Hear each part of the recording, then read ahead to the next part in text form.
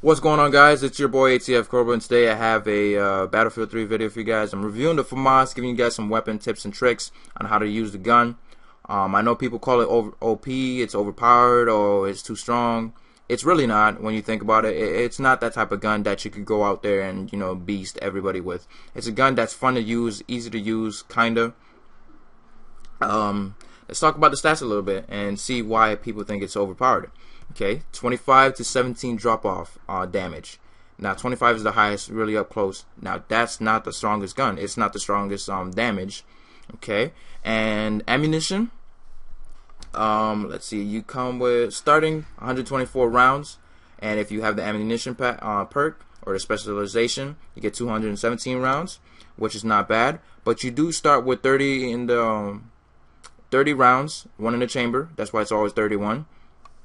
And when you go out there, you could burn through ammo, but it doesn't feel like you do. And the reload time, it also depends on if you're empty or not. If you're empty, it takes 3.9 seconds. That's almost 4 seconds. That is ridiculous. And if you're not empty, it's going to take you 3.2 seconds to reload.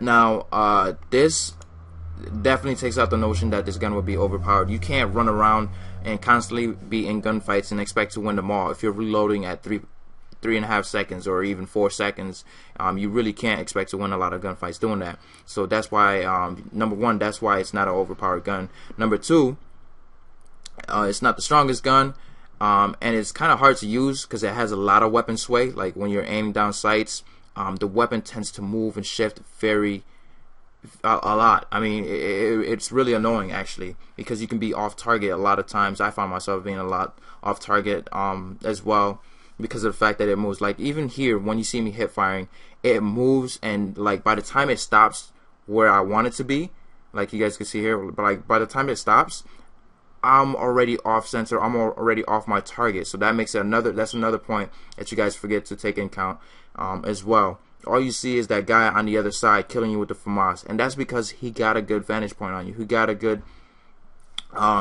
he got in a better position than you.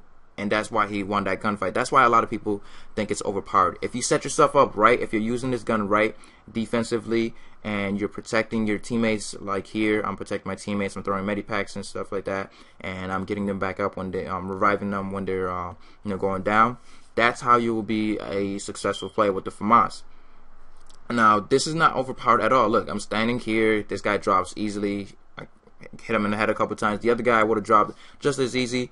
When you're when you're stationary, when you're not moving, and you're shooting, that's when the Famas is accurate. It's most accurate, and that's why people find it overpowering, because you could drop guys in 2 to 3 shots. Sorry, but the best attachments to use with it as well. If you really want to go out there and try to be a offensive player and rush, you definitely want to use the holographic sight. And the silencer is going to give you less recoil, even though it doesn't have that much recoil, but it's going to make you a lot more accurate for those medium to long range gunfights. And at the same time, you could also use the red dot, because it does provide a little bit clearer sights, but the holographic gives you a little bit of zoom, which I like a lot more. So that's also what you guys want to use. And if you're using squad sprint, I highly recommend it, because of the fact that it does have that mobility. It does slow you down a little bit, makes it feel almost like you're using a light machine gun. That's how I feel when I run with it. That's why I stopped running with it a couple of times. It makes you feel really heavy, and you can't run as fast as you can. I don't know if it's just in my mind, but that's how it just feels to me. But yeah, if you guys take into account of all those 3 things, weapon sway, iron sights, the horrible iron sights that you get at first, let's see, the reload time, there's a lot of negatives that would make this gun not that overpowered. I mean, it's strong, yes. It's fast, yes. It's quick. It's one of those guns that you actually do well, if you're not that strong of a player. But if you're a really bad player, you're not gonna go out there and definitely destroy people. But at the same time, go out there, use whatever gun you guys want, because nothing's really overpowered in Battlefield. Just about everything's balanced.